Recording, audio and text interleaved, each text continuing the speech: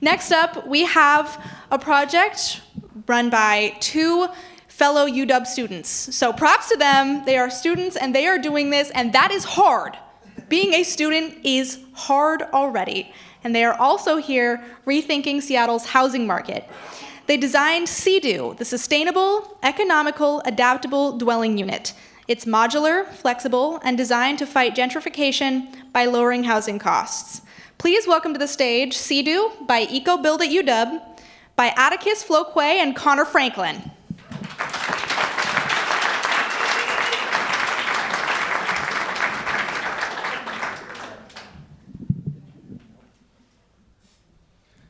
Hello, I am Konner. And I am Atticus. As I'm sure, especially from many of these other presentations, that we have a pretty good understanding of the housing difficulties in Seattle. Over the last 30 years, we have seen the median inflation price of houses rise exponentially. And it's increased by at least 2.5 times than what it was 20 years ago.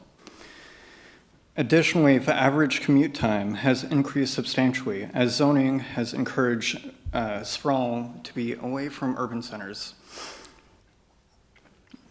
Seattle's population continues to grow, and we see the need of more centralized housing in these urban centers. With not enough housing being built in areas that aren't being upzoned properly, Seattle's needs aren't really being met.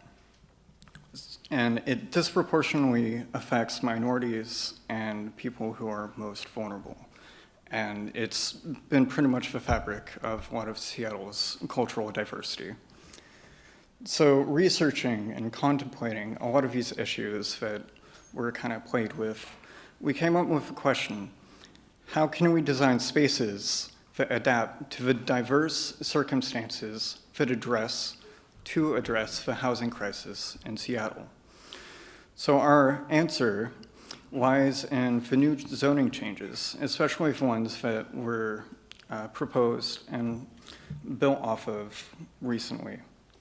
These allow for adaptive residential models, especially what is a attached accessory dwelling unit and a detached accessory dwelling unit. We're going to be talking about the detached accessory dwelling unit, more commonly called the DADU. They are typically 400 to 1,000 square feet, built on an existing single-family residence. It helps to address the issues of both space management and cost-effective. I can't speak. Great job. What's my spot?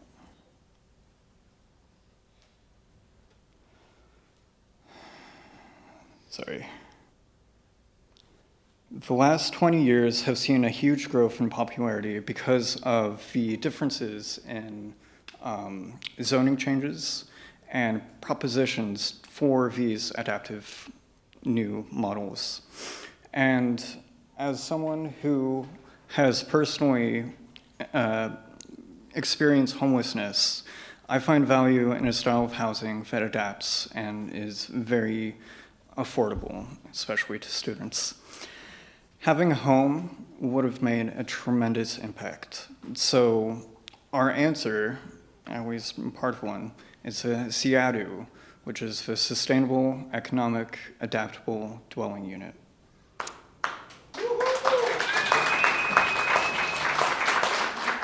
So the main focus of our SEADU is it's based off of modular design and conventional construction.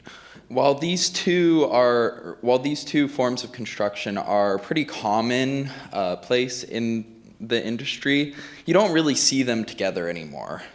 So in terms of modular design, we really wanted it to be replicable, adaptable, and most importantly, simple to be designed for homeowners, which would allow it to be placed on many different plots.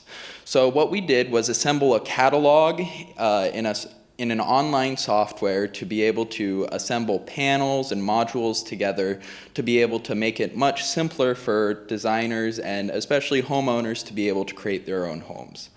And then in terms of conventional construction, why we chose to utilize this system is a lot of times modular design is paired with prefabricated buildings and built in factories, and conventional construction really avoids this.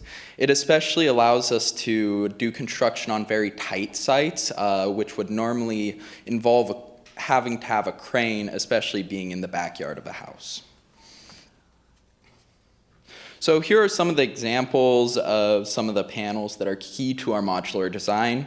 All of these are uniform 4-foot by 8-foot assemblies made with mostly materials that have framing that are low embodied carbon and also have very high R values. In our floor, wall, and ceiling assemblies, all of them are well above 40 R value, utilizing materials such as cellulose insulation. Also, having these panels be standardized allows them to be very predictable. It allows all of our costs to be able to, our material costs to be able to be predicted along the way. So we have much more accurate budgetary limitations. Finally, the standardization allows for all of our materials to be locally sourced. We made sure our material catalog had standard sized like lumber to be able to, so all of it could be sourced from local hardware stores, overall reducing costs. So in these sections here, it shows off the wall configurations and the interior, sort of how based off sizing it all fits together. This specific unit is around 500 square feet, around 550 square feet. It can be completely different based off how you assemble these modules and panels, ranging from 400 up to 1,000, depending on what you want to do. The sections on the right show how the panels can be assembled to create differing facades, which can create a desired effect for an interior space, allowing for natural light. Also, as you can see, homeowners can add a porch for increased indoor-outdoor living. And also on the roof, you can see solar panels are pre-designed in to work, especially with roof panels. Each roof panel is designed to fit one solar panel on it, so it overall allows for easy integration. All of this overall reduces costs and adds adaptability. So the main aspect that makes this a reality is having a website. So it has a 4-step process. So first you select a site, whether it be in real life, whether it be in your backyard or someone else's property, and you're able to adjust the site based off the on-site realities. Then you move to designing the modules and panels to meet yours or your occupants' needs. Then you move to visualizing your space. Here you're able to look at the interior and adjust some of the materials and orient all of your furniture to basically what you want to have. And during this process, you're able to adjust it all. And then finally, once this is all complete, you're able to download a catalog of your materials and generate construction documents you can pass off to your architect and permitting. All of this helps to eliminate complexity and increase the predictability material costs. And as you can see here, it doesn't, the standardization does not sacrifice interior comfort. It allows for large open areas that allow for spacious kitchen, living space, and bedrooms, along with the catalog being integrated to have large windows and other aspects to increase comfort. Additionally, Energy Star appliances and heat pump allow comfortable living year-round. Finally, interior design and materials reflect the diversity of the nature in Seattle by emphasizing wooden and other natural elements. This helps to create an affordable, sustainable, and livable home to help address Seattle's housing crisis. Thank you.